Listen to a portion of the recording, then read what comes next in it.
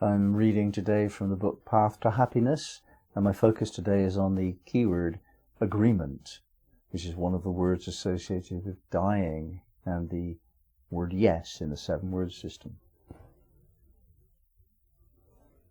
Agreement is reached when two parties that disagreed find alignment with a common approach. Here the soul and the ego strongly disagree about what is best, and that needs to change. This last chapter of life could be the most profound and joyful, the best one, but we have to get the ego on board, or it might not be. The ego has no capacity to change the final outcome, but it can really spoil this last journey. The whole business of free will has to be fully understood in its reach and ramifications. Either there is or there is not free will, and the idea that there is not would imply the existence of a controlling force. Such a force is usually identified as God, and described, often angrily, as rather harsh and uncaring. One who permits injustice and catastrophes and allows the innocent to suffer. The absurdity of this description of a loving God beggars belief, so we know it to be false. The idea that there is, in fact, free will says nothing about the existence itself of the divine, but implies the non-existence of divine intervention. If it is God that bestows free will, then why and how could there ever be intervention? It's just not free will if an all-powerful supervisor can change our decisions. Freedom implies responsibility, not the opposite. It has to be claimed, celebrated, and often defended. One gift of free will is that we are free to adopt it, and equally free not to. It is strange that most people choose not to, and find something external to hold accountable for their frustrations and disappointments. But in fact, we are in the mess that we're in because we have handled things badly, not because God intervened just as we were about to get it right, nor indeed would intervene to prevent our species' self-destruction. Other conscious beings might, but God cannot, having already created a world in which free will is one of the laws. Laws are immutable. Free will is either absolute or it is a lie.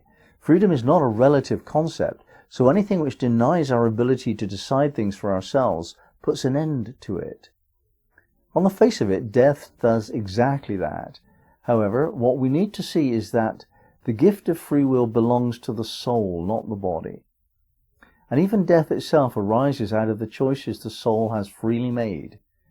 Soul has a different agenda to ego. Ego is usually very reluctant indeed to die, whereas soul is the author of the dying. The very existence of free will implies that as souls we are choosing to experience death. Dying is the current expression of our free will. We want this. The part of us that finds agreement with dying is the soul. So, as we adopt the state of agreement, we align ourselves with soul consciousness and slip away from ego imprisonment. As we approach our irrevocable incapacity, we are somewhat hurried along by its ruthless implacability. That which we have not completed needs to be finished. Words of appreciation and other gestures of kindness need to be brought up to date. Documents may need to be signed, assets disposed of, friends and family prioritized and comforted, wisdom legacies imparted, embarrassing compliments endured, and so on. In fact, the ego has quite a lot to attend to, since this is its most self-defining project. How to live is the lesser test of creativity and maturity. How we die is the greater examination. After spending a lifetime thrusting to achieve and grasping the rewards, anxious not to lose face or lose our grip, now the lesson becomes how to relinquish that power gracefully. We must find an inner place where it is truly joyful to let everything simply drift away and out of our controlling ego's reach of influence. It is better now to anticipate what comes afterwards and prepare for that. It is true that most of what follows death is unknown, but in what way does that differ from life? Most of the future is unknown anyway. However, quite a bit is not. There are some things that we are safe to assume will continue after death, because it is better to assume them and risk their being disproved than not to make the assumption. We decide to make two assumptions: that we continue to exist as who we are, and that free will operates. Done well, these two affirmations will carry us through peacefully, because they show that the ego's fears are surrendered to the soul's faith.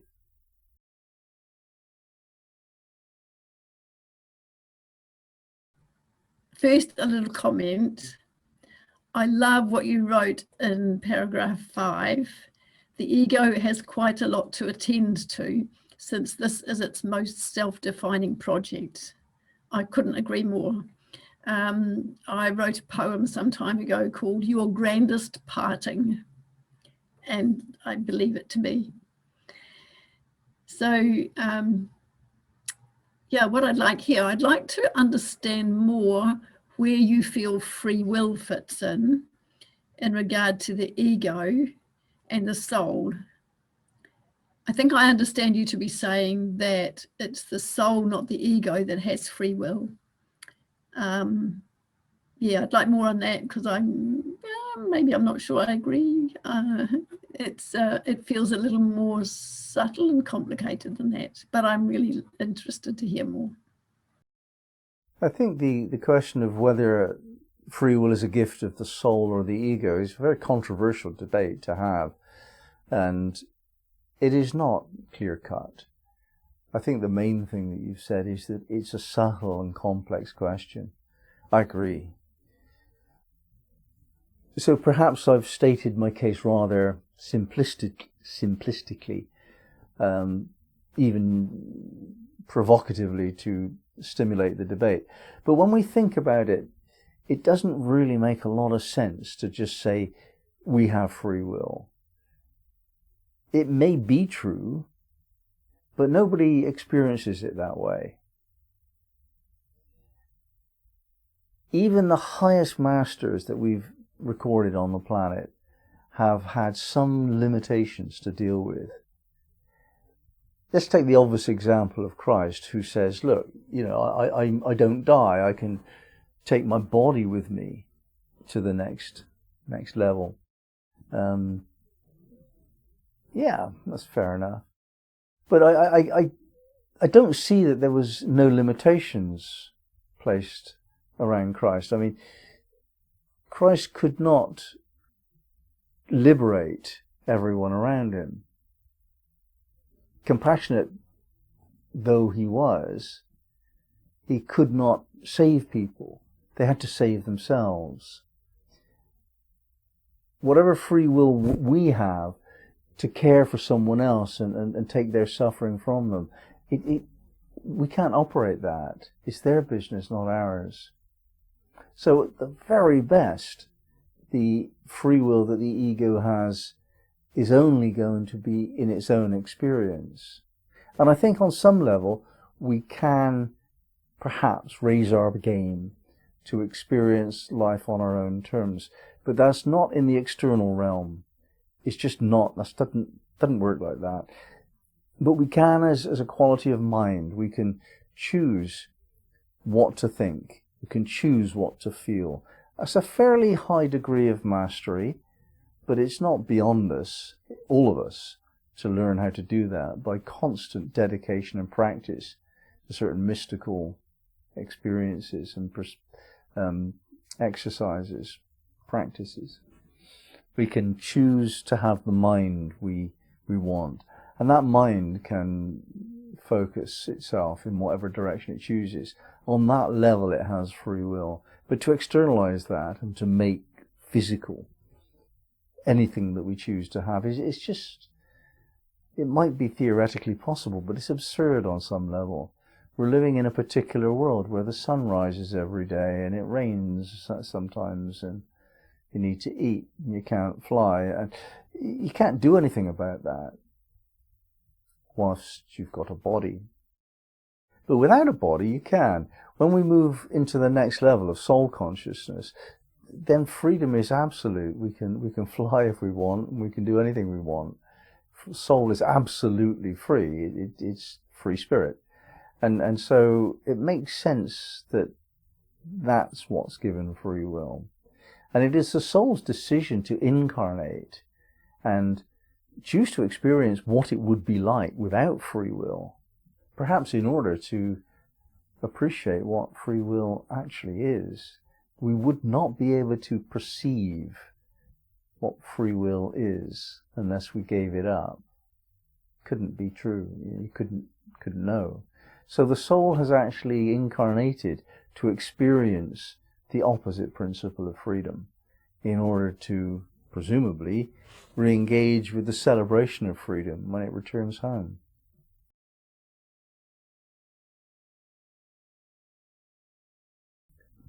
Now, the wazifa practice associated with this keyword agreement is Ya Salam, Ya Qudus. Salam is peace. And we have the sense of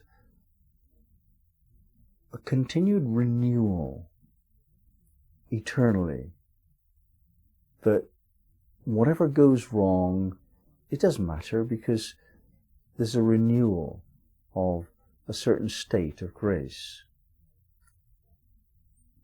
That's what brings peace, that we know that nothing wrong in the past is carried forward, and ever will it be so.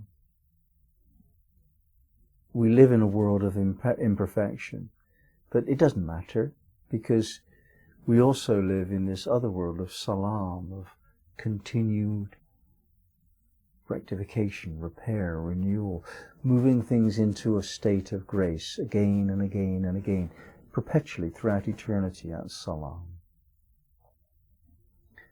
Qudus means Holy Spirit, and it carries with it the emblem of both sacred space and clear divine focus.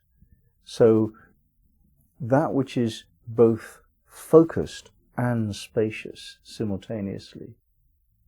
Holy Spirit, it's centered here and now, and yet it is all and everywhere simultaneously.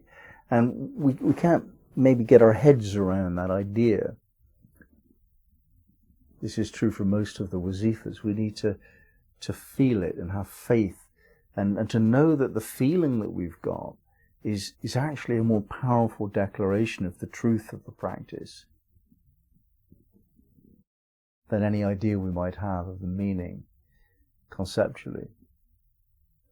So, Ya Salam, Ya Qudus, peacefulness and enthusiasm simultaneously.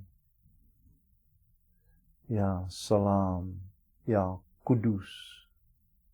Ya Salam, Ya Qudus. Ya Salam, Ya Qudus. Ya Salam, Ya Qudus.